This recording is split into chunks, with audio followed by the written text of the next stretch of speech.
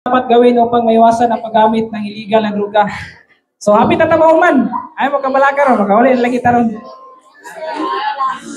So, everybody stand up to me. Stand up. Tindog sa tindog kay murag. So, kasi kabalo mo may stretching rin. Wala. Kasi na imayo mo ulit ba? Para mawala ang duka. So, taas na yung mga kamot, itaas. Okay, yun i-shake, i-shake. Para dili ka tunggo na. Okay, down. So, sige, take your seat na. Kaya mauman na pa. So, number 1 na ino ang pagdarasal. So, importante yung kayo, no? Number 1, yun ang Ginoo ba? Nga may duol ta sa Ginoo. Kaya usag yun ang Ginoo na makahatag na itong kusog, gasa o mayong direksyon. Pag wala tayong Ginoo sa itong kinabuhi is wala. Mapaingon ta sa negatibo, no? Sa mga dili maayo nga mga binuhatan.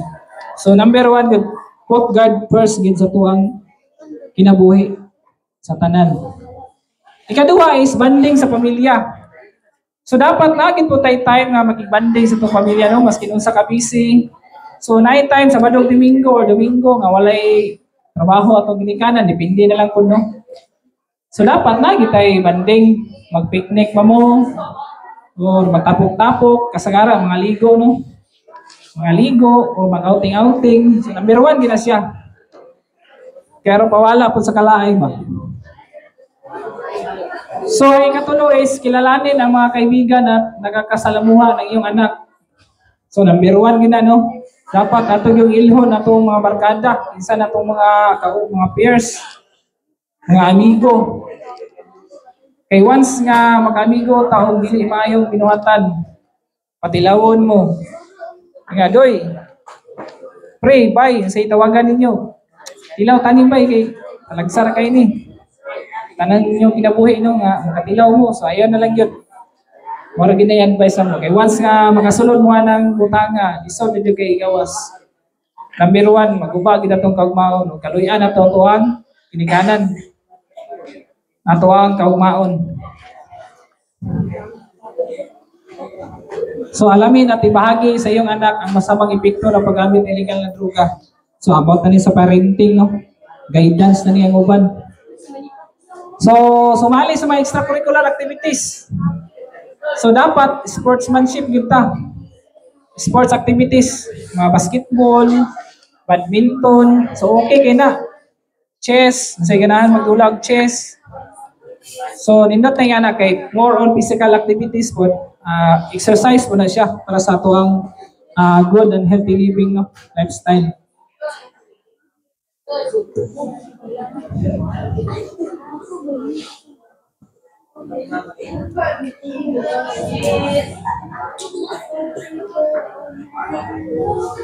So, diri na ta sa kuan sa balaod, no? Usa ito nga balaod gani nga about sa illegal drugs? Wala sila kabalo. Sa ito nga Republic Act. So, RA 9165, Comprehensive Dangerous Drugs Act of 2002. Kung wala ko na sa'yo, 2002, no? So, timanan, ginato na kay muna ang balaod nakabutan nito kung saan yung mga fines, penalties, o punishment pag once nga madakpan ta or makuhaan ta og illegal nga droga. Di lang ta mapriso, makamulta pag ita. So, ganahan mo na, mapriso, kuhaan mo og liberty, freedom ba? Di na ta katanaw sa salida. Di na ta ka-email. Kinahanglan mo ta sa prisuhan. So, sa section 5 mo ni, pagtutulak, pagbibinta ng illegal na droga. So, kanina yung mamaligya ta or kanang subuon ta nga doy, ihatod sa nilito doy. Pinagulat si ko dito. May parcel. Parcel, may tawag sa nila karon pag uno. Parcel na ilang term nga ginagamit. Dayon, ang ilang transaction karon is through GCash na po. So, mana, maglisod kita o kuha na, no? Saan na to na sila pag stop para maundang na ilang mga illegal activities. So, drug den. Ang drug den is compound or warehouse balay nga dira buhat ang illegal nga droga. Na ba yung mga drug din sa inyo ha? Silingan ninyo. Source sa illegal nga drugs. So ayaw mo kaulaw or pa na. Pwede mo muadto sa kuang buhatan, pwede mo report dito ato mo sa police station kung naay mga illegal nga activities nga ginabuhat sa inyong silingan, parente o makita ninyo. Ayun mo ka pagduha-duha report sa mga. So, Section 8, paggawa ng illegal na droga. So, apil na, no? Apil na. Pagbuhat. O, kanay, Section 11 sa RA 9165. So, kanang madagpan mo, makuhaan mo og illegal drugs, mo ni ang balaod nga pwedeng ikaso sa inyo. Section 11. May hawak o dala ng illegal na droga. Pag makuhaan mo, matik na. Mapailan din mo o ma-priso mo. So, mao na. Gusto na kayo ma-priso ta. Section 15, paggamit ng illegal na droga. So, I hope nga walay kuan yun rin, no? Kaning addict or nakatilaw na og drugs. Gamit ba? Saan nga grade level rin? Kuan ba? Kuan na, kaning 7? Grade 7 ba? To 12? Sagol lang ni tanan? Or sarang ni ka kuan? Sagol lang tanan eh. So, drug test sa mga nahuli. So, i-drug test yun ang mga nadakpan. Kung positive, kasagara, positive yun. Kaya, siyempre, naggamit, maligya. Kung mag-apply tag-trabaho, drug test yapon. Number 1 po na siyang requirements karon. So, mga impact na din siya. So, ang illegal na droga ay salot sa bayan. So, number 1 din siya magaguba din sa tuwang komunidad, no?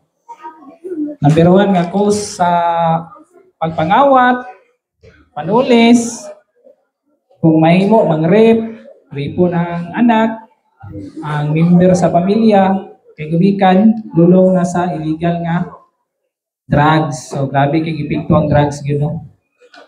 So, mauna, kung mahimo ay nalagi mo og tilaw or gamit na ng illegal na drugs kay huwag ginay kayuhan nga mahatag sa inyo pag once nga mo sulod mo nang abutan. So, drug addict never grow old. Saan mo sa na?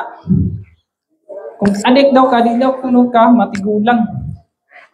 So, it means nga, ma-shorten ang iyong kinabuhi. Kaya gumikan, madisgrasya ba mo? Or, mana, either presinto or hukay, di ba? Because they die young. Mogay paingnan. So, mana, end of presentation. Atay na, more na-uptik niyo dugo ba nga end of presentation na. Nara mo may nakatunan sa tuwan-tuwan? Nara? Sure? Pauta na? Ha? Sticker? Nako, sticker na rin pulo or may kamot, pero mangutan na ako, makatubag, tagaan ng sticker, okay na? Kung dili ka tubag, hindi mo tagaan. Limited lang ako sticker, pulo or mga po. Yeah, game. Ato mangutan on kayo naminaw bigin sa tuang lecture karon kapuna. Yeah, okay ra. Okay. Una ako pangutan na. Na ako sticker ni pro pulo or gini kamo. Sabi?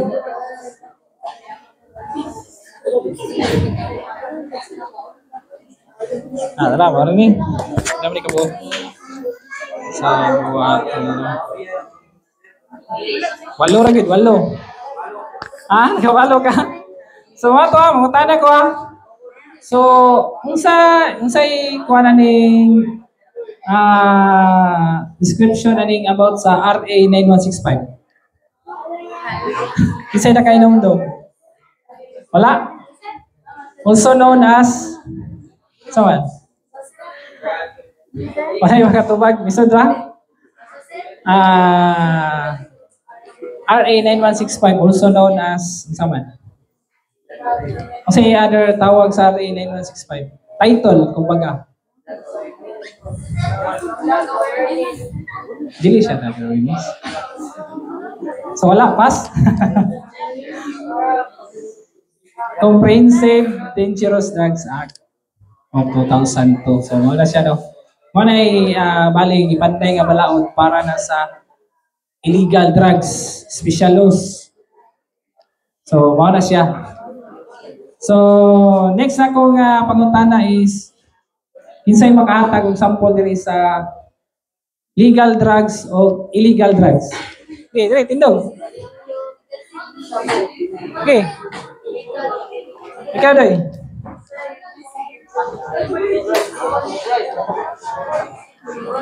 Dayon distinguish ang ano siya, legal siya o illegal. Sir.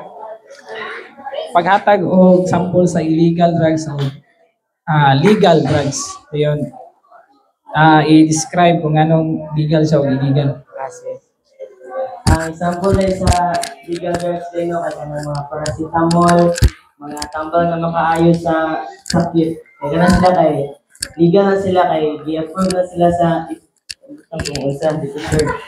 Pero kay nakabalong yun sa naman makatambal na siya kasi ang example sa illegal drugs ay kanang mga ecstasy, mga marijuana kana kay makadaot na sa tuwang Good, thank you. Very good, very good. So, itawag siya og legal drugs kay naay prescription. So, naay pagtugot no prescribed medicine nga pwede na itong mapalit sa butika, sa mga pharmacies. So, naa po yung mga drugs, medicine nga kinahanglan og prescription sa doktor. Bisita, di po sila basa-basa mga tag. So, mo to illegal drugs, makadaot sa tuwang kaugalingon sa pangutok sa tuwang panlawas. So, isa pa man, mga bright, mga taga-kawan sa Toledo Academy, no? So, may pangutanan na to, ni.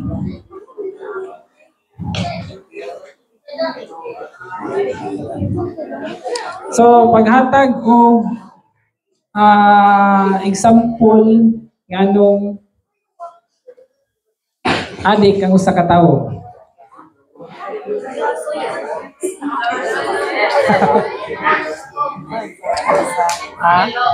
example sa Tagay ko og example nga ano ang usa ka tawo nga maadik man siya.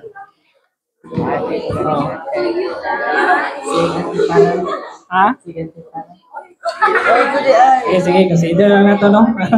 Mag-antipara, sige, antipara so dili siya nga kuno. So, influence bali. Influence. Sige na lang, ato lang oh. Sige. Wala na kayo naan nga pangutanan no kay mga right to maging sila tanan. Masika mo na po yung gusto mong utanan ako. Gawili ko mo ito ba? Related sa tuwang topic. Wala? Mga pangutanan?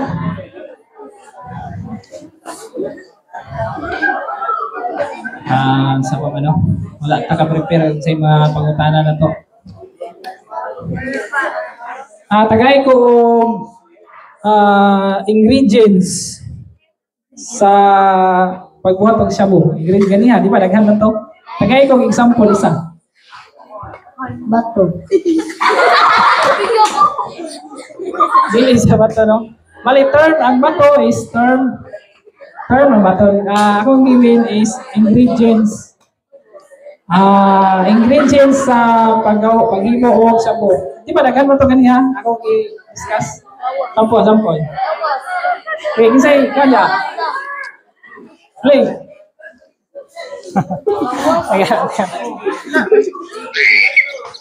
Asidon. Ha? Asidon. Asidon? Okay. Asidon. Okay, sa pamilay na.